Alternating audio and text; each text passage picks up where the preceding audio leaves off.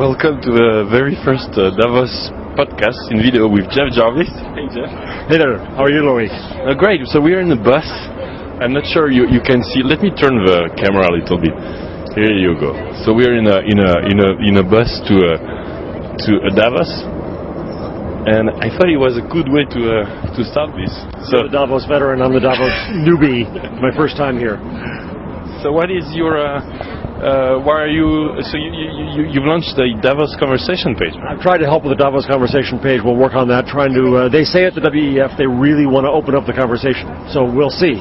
We have bloggers from WEF, including you. We have The Guardian and the BBC and Huffington Post all joining in, and then Daylight, the startup that I've been helping, is bringing news into that. So mainstream news, videos. People are, we hope, going to post questions out on YouTube, tagging it Davos07, and then we'll try to get some answers here. Absolutely. Plus the forum blog, which is very around for 2004, and we have about already 20. I mean, there was 20 bloggers last year on it as well, with many journalists too. So. Right, and so we'll see if the point now is, can we get the conversation going outside too? Can we get people from the rest of the world to be commenting about what's happening here and asking questions, and we get the people here to be having a conversation out there. We'll see. And and how do you? Let me see. As you can see, I'm still. Yeah, here we go. Oh, that's better. So how do you? How do you think you're going to make it interactive with the outside world? So I see you get video comments, right? We have a Technorati feed of blog posts that are about Davos. We have Daylife's feed is mainstream news and blogs that mention Davos. And then we're asking people to put videos up on YouTube and tag it Davos07. And if they have a question for someone here at Davos, the WEF is going to try to go get some people to answer. They can't do them all, obviously. It's hard to find 3,000 machers who aren't busy having meetings. But if we can get some kind of a dialogue going back and forth. The thought was that video makes the conversation more visual, more apparent, that if you can see someone from Africa asking a question and someone in Davos answering that's a conversation, and you can actually see it happening. So you can all send video comments to Jeff and all the bloggers, I guess. Everybody, yes. Just put it on YouTube and tag it Davos07, and we'll see it. Oh, so you don't even have to send it. We'll just look at them, prove it, the tags. Right? Yeah. Cool. And, what that really means too is that even if we don't answer the questions, or even if they're not questions, they're comments, you kind of end up with a virtual Davos on YouTube. And I hope that'll be cool. A media organization just put up one yesterday that's a really good post that said, well, good, I'm glad you're opening the conversation. Let's hope it's really open. And they had their comments, and I think we got people talking who weren't necessarily here in the beautiful mountains of Switzerland. Cool. And so what do you expect? It's your first Davos. What do you expect as a journalist and a blogger from your first Davos? I have no idea. I should ask you that, because I don't know what to expect. Well, I guess I have my my eyes in as you said, veteran. I don't know, but it's going to be my sixth Davos. So I guess it's very interesting the first time you see, because you discover things you don't. But for example, what we're doing now, we're in a bus right now, but it was not allowed to do any video recording in Davos. And last year I did about 20-25 podcasts, but only in audio. So this will be a first ever to have, I think you have your camera too. I've got my camera here too, so we can shoot each other. It gets really, it's not about an echo chamber. We'll just have a video echo chamber now where we shoot each other, but it's fun. And I know La Tribune, the economic newspaper in France, has a video too. So I just ran into Adam Sorkin from the New York Times, who was carrying his video camera, and so we're going to be video mad this year. That's cool, I think, because we really get the, maybe not all the secrets, but the spirit out, and I think it's really good. So have you looked at the program? Anything that interests you already? Yeah, I'm on something called the International Media Council. So there'll be a lot of media guys there blathering about the future of media and the problems in it. So that looks interesting. And then I still can't figure out how to navigate Davos. It's huge. Yeah. So I'm not sure. And then I ran into. You'll miss things anywhere. You'll miss every. Last year one of the cool thing is that there was a. So we'll, you'll see people and everybody talk about the future of the world and so on. And there was actually a session around, I think it was around sex, actually, which was one of the most popular. So you'll see it's not only about improving it's not only politics and so on. There's a lot of fun to honestly on. This was an example, of course, but the powerful people are human, as it turns out. Yeah. No, but you have a lot about religion. You have a lot about human clones, human cloning. Every year there is a session usually on that. I saw tomorrow there is something about why do we have to sleep? Why does the brain has to sleep? I think that's very interesting. I am trying to get to that. So tell me about your session and what's the future of media? Well, I don't think we're sure. That's the problem. But there'll be a bunch of panels with 100 media leaders here, various sorts, from big old media, and then a few of us bloggers, Ariana Huffington and me, and trying to figure out where the heck media is going, because it's in huge turmoil. There's great opportunities, but there's a lot of depression in big media, and I think that's an effort to find new ways. My concern. So you will lose the image for a moment because we are getting into how do you call that in English? A tunnel in French, I don't know. A tunnel. That was difficult. You knew more than you knew. Yes. So anyway, carry on. Yeah.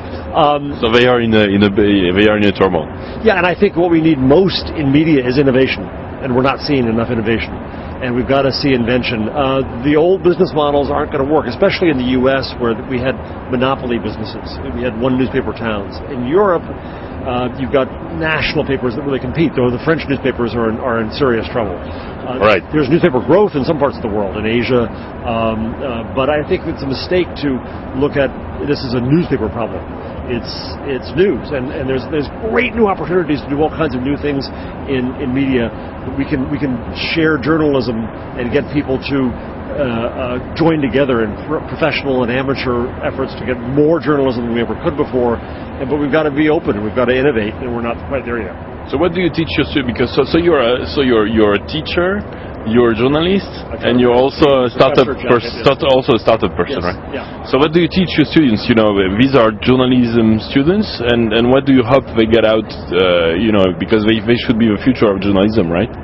This is the City University of New York, and it's a brand new school of journalism. And some would say, well, why are you doing a school of journalism when newspapers are shrinking? But again, journalism is growing.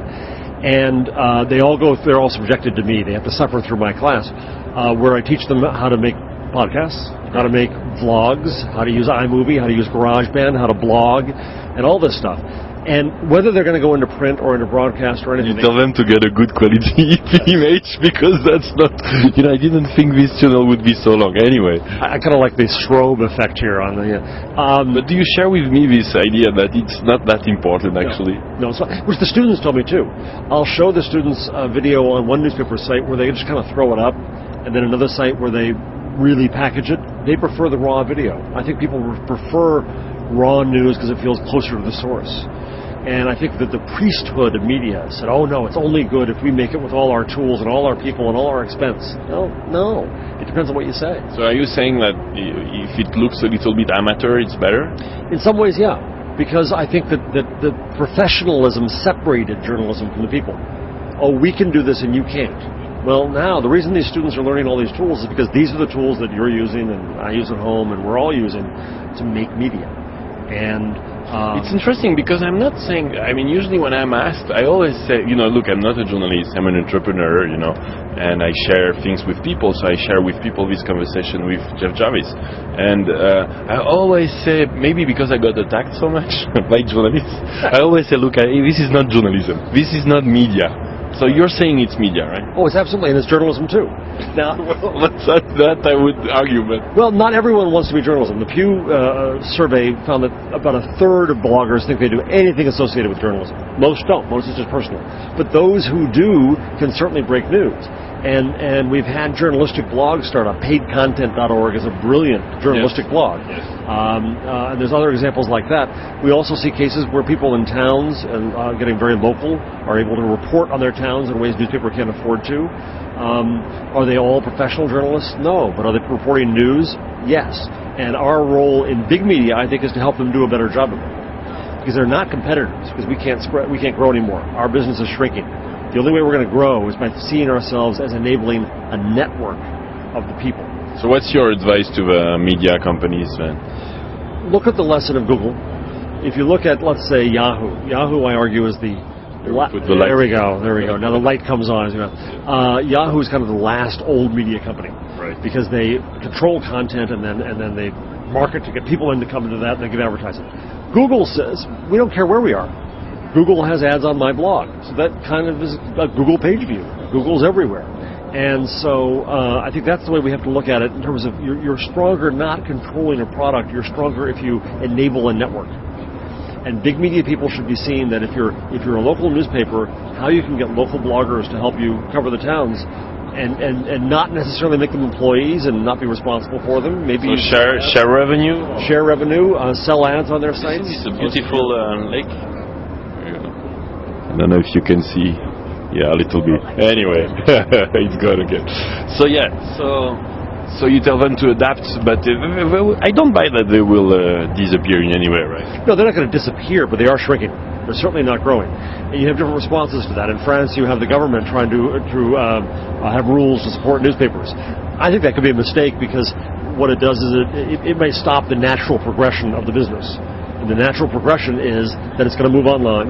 It's going to become more of a network. People will get more involved in this in all kinds of ways. And we're not necessarily going to have big, huge media owning the conversation anymore. And that's a good thing. Yeah, right. Yeah. So what do you think about this survey that went out? Is that from the Gartner that's saying that blogging is getting to a point where it's not going to grow anymore? Well, I don't care, because it grew so much, and is it going to keep the same rate of growth? Well, of course not. It's brand new. Mobile phones don't have the rate of growth anymore. Does that matter? Is that how we measure the success of mobile phones? No, mobile phones are huge because everyone has them. It's a good point. They are here anyway, and we have now one.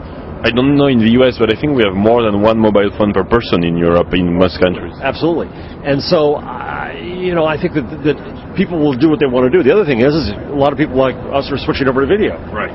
And we're trying to do this now, which is, it doesn't replace blogging. You still blog, I still blog, but there's all kinds of new opportunities. So how do you see that compared to, how do you see this new TV conversation thing? Are we killing TV here? Yes, absolutely. Yes, we are. I had an argument with the person who found the original host of Rocket Boom, who said, no, don't call what I do. Amanda Congdon said, don't call what I do TV, call it video blogging. And I said, Right. No, you have the chance to take over the definition of TV. You have the chance to say, this is the new TV, and I think this is the new television.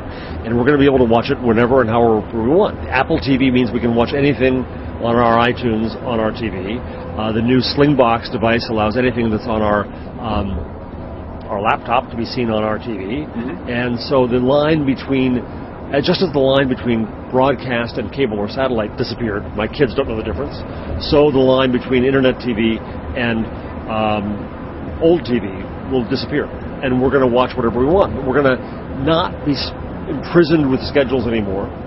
We're also going to make. So how do you see the differences? The schedule, the cost of production. I mean, we're producing with, this is a $900 camera with a $100 mic, so anybody can buy. I mean, anybody, of course not. Better than me. This is a $500 camera and a free mic.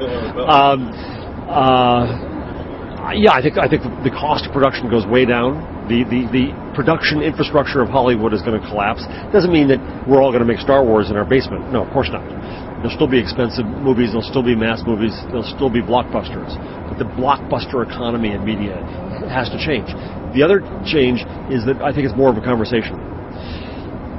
Lonely Girl 15 was a huge hit on YouTube. The lesson I learned there was that Lonely Girl itself was not the act, was not the product. All the videos that were made around it became. Can you tell the story again? So Lonely Girl 15 was a video blog that went up on YouTube, and it supposedly was a. When was it? It was in the last year, 2006. Supposedly was a 15-year-old girl who would talk to the camera very, very intimately and talk about her life, and she had kind of a strange life because she was homeschooled, and she's very pretty. And she like we're not, right? We're not. No. It's good. Sorry, we apologize. When the lights go out, it's good for me. I don't need makeup. Here we go. It goes out. This is better. At least you have hair left. I don't. We'll turn it into radio.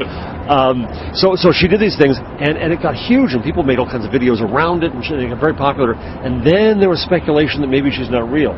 maybe this was all made up. And in fact, it did come out that it was a produced, scripted thing these guys had done. It was a really smart show. It was a drama. And so, but what happened was then the videos people made around that, people who kind of loved her and then got mad at her that she wasn't real, that was part of the show. It influenced the show. And art became interactive. Television became interactive. And that's pretty fun. Because people were creating things around, like what, for example? Well, there were a few scary guys who were a little too enamored of her, but people would remix her stuff, and they would send messages to her, and they would advise her on what she should do in life with this guy. I didn't follow that much. And then once you found out it wasn't real, the magic was gone. But still, it was a great show. And there was just another show called Sam Has 7 Friends that had 80 episodes, 83-minute episodes. There's a wonderful show I like called 39 Second Single, which is a woman with a disastrous dating history just talking about it to a Macintosh, and that's it. And it's great. There's really good. Do you have any idea about the audience they get, and maybe are there any making serious revenues already? Rocket Boom gets between 250 and 350,000 downloads a day. A day. And Andrew Barron, who founded Rocket Boom, announced on his blog this week that last year he brought in $250,000 revenue. Yeah, right. You blogged that, right? I think. Yeah. and that he's unusual, and he's the first in, and not everyone's going to make $250,000 in a year, but I think ad agencies have long wanted to turn the internet into television, and now they have their chance. So I think there'll be money here. So how do you see advertising? They should sponsor the shows, right? I think they'll sponsor the shows. I don't think it'll be... The pre-roll ads are irritating everybody, but I think there's an opportunity to have ads. This is brought to you by Dig Nation, which is a really popular podcast. Has sponsors. We have a different brand of beer each day. Exactly. and so they make some money from doing that. I think that also all these sites have to have... Oh, it's a great shot. You gotta get the shot of that. Yeah, sure. Absolutely. Let's carry on as we get to the church. Yeah, so we'll give you the view a little bit now. I'm doing the same thing here with my camera. As soon as I get it on here. There we go. Okay. We should apologize for being, we have normal Davos participants in our back who really, don't understand what we're doing, right? Well, taking pictures, actually. Not of us, though, of the church. Of church. It's a beautiful scene. Yeah. So where were we? Future of TV. And advertising. I think advertisers will come online, and they will also. A good show should have a blog around it. It needs to have permalinks. It needs to have a place to go to discuss it. It needs to have a place to go to put stuff. And I think there'll be advertising there. So there'll be ways to support this, I believe, going forward. And there are services like Rever and now Blip that sell the advertising and share it with you. And but there is no AdSense of video, right? No, but why else did Google buy YouTube except for probably create that? I don't think Google cares about the content. I don't think they care about the content or even about serving the videos. I think that they need to be in the position to do for online video what they've done for the rest of media, which has become the ad marketplace. They've become that for internet pages. They're trying to do that for newspapers. They're trying to do that for magazines. They're doing it for radio. They're trying to do it now for internet TV. And if that happens, it's a good thing for all of us. We can make some money. How do you see duration? So this is a 30 gigabyte camera. We could speak in high quality for 7 hours. And we basically in a bus, you can get bored easily. So I think it's a great way, to have a conversation with a friend, right. discuss and share it, right? But how do you see duration? I see that we are in a good track to make like a half or an hour, maybe. I don't know. You tell me. I can't imagine who isn't sick of me yet. Anyway, there's no one left watching. So nobody. They're all gone. It doesn't matter what we say. But how do you see it? I mean, actually, it's very different too. Usually in TV, you do like 5 minutes clip maximum, and you change. I like 3-minute TV. I think it works. You do it serially, right? You do 39-second single is 2 or 3 minutes of this woman talking. That's plenty. The next week comes, I want to see it again. It's just enough. And I download a lot of this onto my iPod and I watch it there. So I think that works. Television invented the form of the sitcom. Right. With the commercials in the U.S., it's 22 minutes.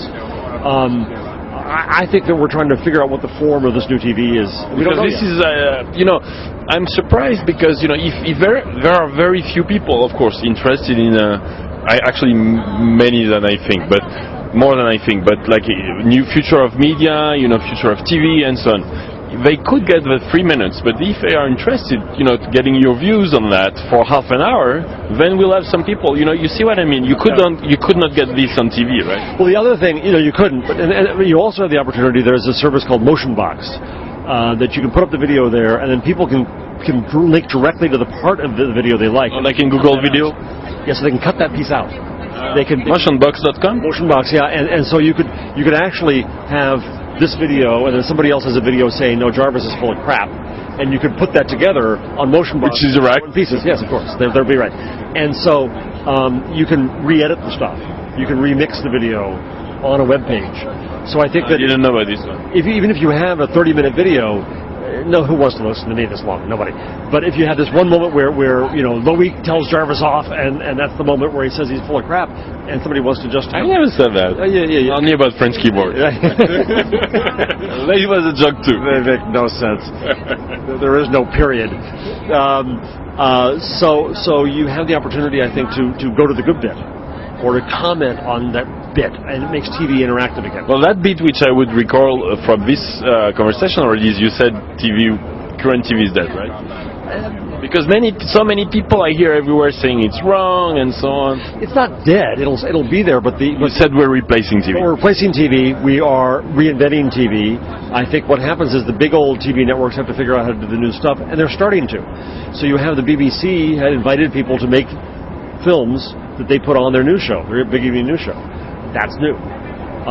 You have the opportunity for the networks to put up their pieces online, and people can now... Yeah, but that doesn't work really, right?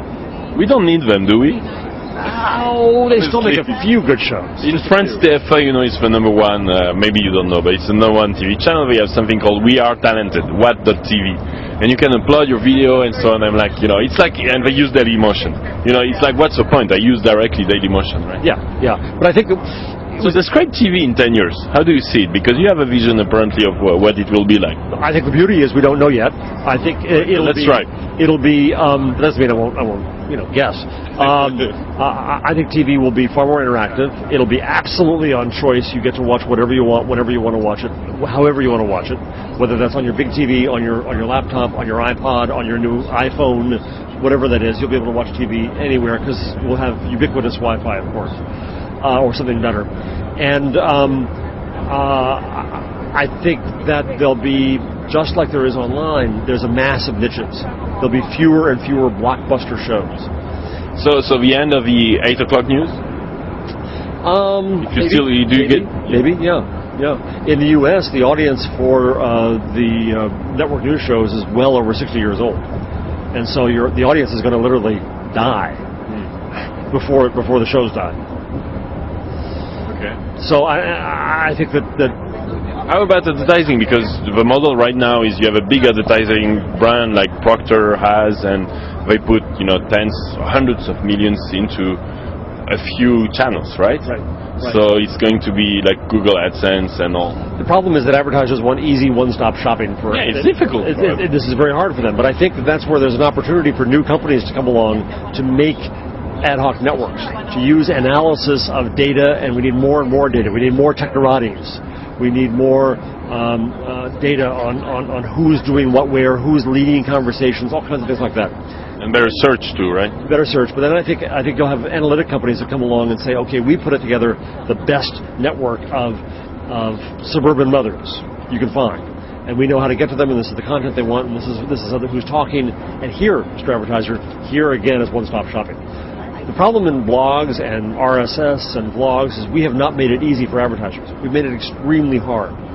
I know advertisers from like General Motors who wanted to buy on blogs, and they tear their hair out because they can't find the blogs, they can't find how big they are, they can't contact them, they can't place the ad, they can't negotiate the rate. And what's the criteria for you? Is it the audience? Is it the number of links? Is it, because when you say how big is your blog, what does it mean? Because it can be very big for a small community, right? Right, exactly. And it'll be the right people you want.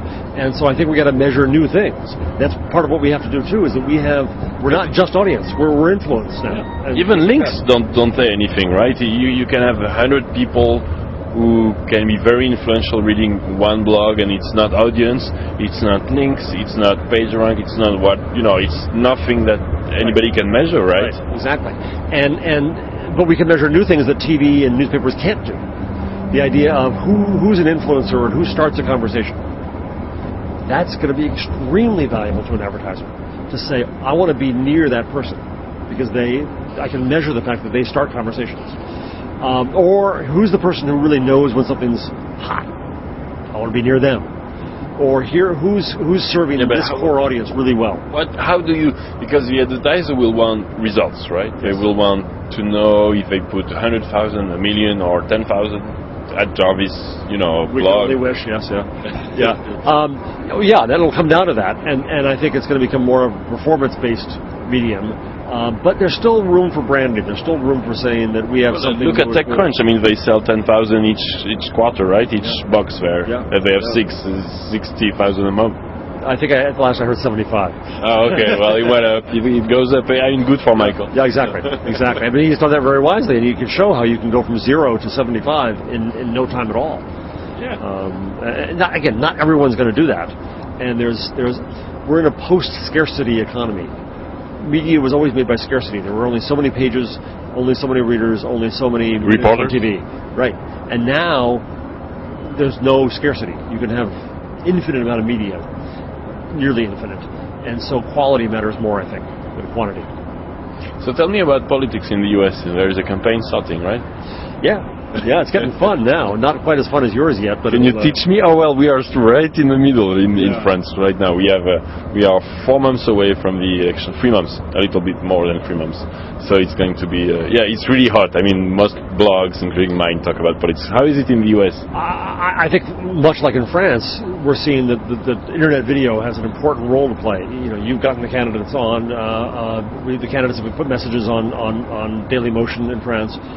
In the U.S., Hillary Clinton, Sam Brownback, Barack Obama, Chris Dodd, and John Edwards all announced their campaigns on internet video. Oh, so 4 of them, or 5 of them? 5 of them all announced their campaigns. Only on the internet? Only on the internet. And why? So the TVs must really feel bad, no? Oh, they do. They hate it. I was on CNN yesterday, and I said, well, these guys don't need you anymore, and the anchor got really mad at me. Well, I bet. He said, this is going to backfire on them. He got all pissed. And they still interview you, right? That's the fun part too. But the candidates get to pick the setting. So John Edwards is in New Orleans as their kids behind him rebuilding a house. Hillary Clinton is sitting on the couch in a room that looks like the Oval Office. They get to pick their message and control it. But it also makes it more human. I mean, this is an intimate medium. This is very human, yeah. Yeah, and so you have Hillary Clinton looking at you in the eye, and you have to click on her. Wait, do that again. You have Hillary Clinton looking at you in the eye. That's scaring me. But that matters, right? People have to click on it, and they get to watch you. I think that changes the tone of campaigns. What do you see in France? Yeah, I think in France, unfortunately, and I'm trying to, of course, work on that as much as I can, but they still use it. The candidates, they don't understand it that much, and they use it. And I'm taking an observer seat here. They use it to get more media, right? Let me take an example. 2 candidates. I guess the worst one, Jean-Marie Le Pen, who is extreme right. I hate extremes. And Ségolène Royal from the Socialist Party opened the campaign quarter in Second Life, right? And to me, it was, and it was a joke because, as we were saying earlier, it's like, 100, 200,000 real people using it? Yeah. And how many in France? Well, and that is the second point. Is nobody in French, and the software is not in French, and I guess it's like 20,000. I don't know. You could be too cool, and especially if you're my age, you could act too cool. Chris Dodd, who was the governor of Connecticut, who's now running for president, he not only has his YouTube announcement, he has a MySpace page, and on his MySpace page it says "awesome," which is like teen valley speak in the U.S. You can imagine him going into Congress and saying, "Hey, dudes," you can just try to be too cool. I think that you can use this medium in a lot of great ways to have a conversation, but if you just try to do it to be cool, it's not going to work. So you see what happened the last weekend. I don't have it with me, otherwise I would have shown you. But maybe you know about Libération, which is one of our daily newspaper, one of the top 3 ones, and they made a cover page on Second Life, on Ségolène Royal and Le Pen being in Second Life, and I was like, this is a joke, because they make the cover page like if it was a big story, and it's like, so you see my point is that they use the internet to get media coverage. Yeah. Well, that's what happened too. One of the candidates in the U.S. Is a Republican, Mitt Romney, and he ran against Ted Kennedy, who's liberal in Massachusetts some years ago, and so in a debate, he came off as liberal. He had very liberal opinions about gay rights and about abortion. He was pro-abortion or pro-choice, as we say. Well, this is highly controversial among Republicans, among conservative Republicans. He's trying to be very conservative. So what happened was his opponents found this old tape and just put it up on YouTube. So how did he respond? He responded on YouTube. He did a podcast with Glenn Reynolds and his wife at Instapundit. Excellent. He didn't go to CBS News or CNN. He went to a blogger. He did a podcast. His people videotaped it and put that on YouTube. And so that was the way that you had this conversation going on. And it's just absolutely fascinating to me that the conversation is going to happen. People are going to attack candidates on the internet, and they're going to respond on the internet, and they're going to control their message on the internet. So that's the new world. But you think the candidates get it themselves, right?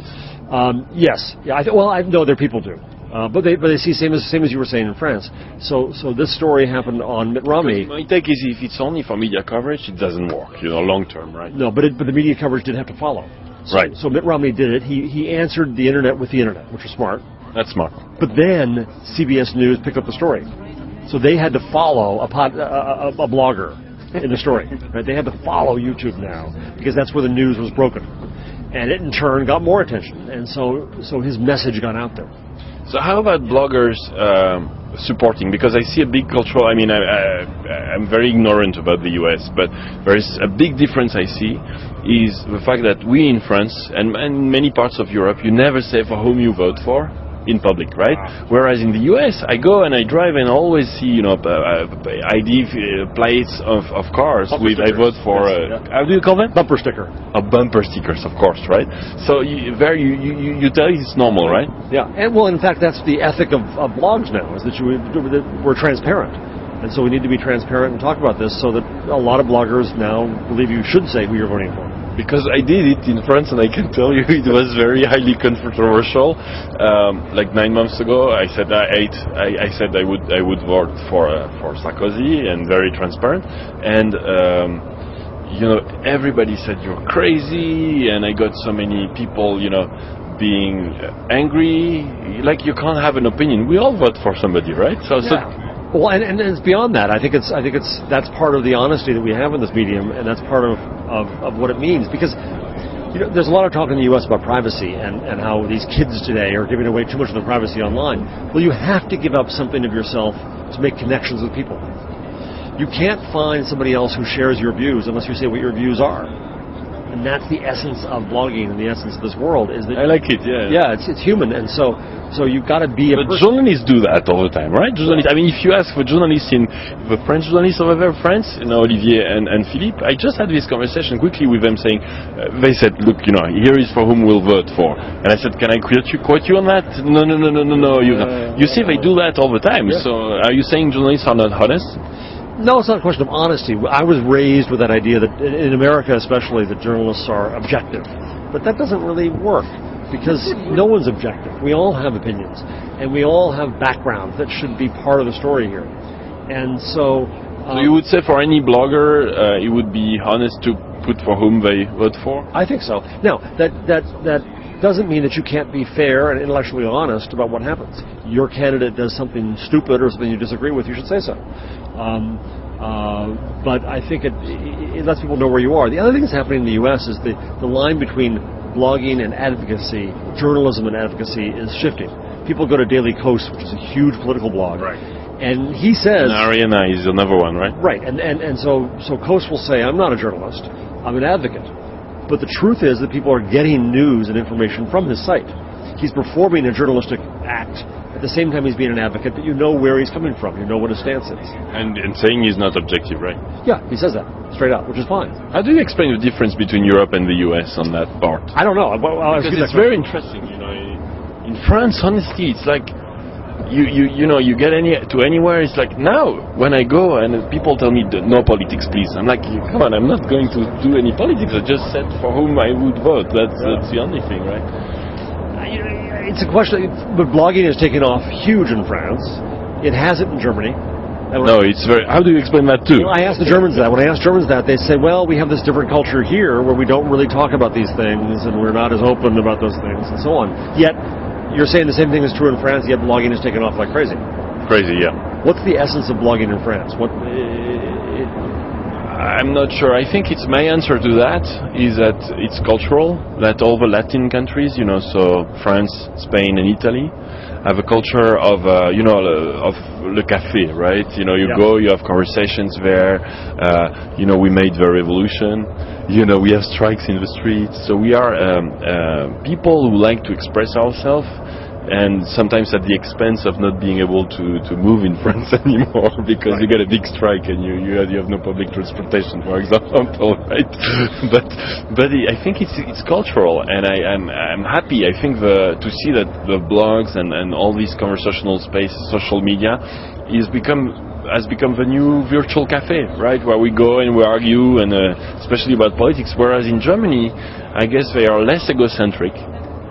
I mean, yeah, in Italy, Spain, and France, people show up, and you know, and they give their opinions openly, and so there's a very big difference. Whereas, you know, like so, Wikipedia is big in France too, but it's huge in Germany. Well, it varies all over. In Iraq and Iran, really. Hossein Darakhshan at Hodor.com, who kind of really started the blogging revolution in Iran, says that it's a culture of arguing in taxi cabs, and the blog is now the new taxi cab. It's where people go to argue.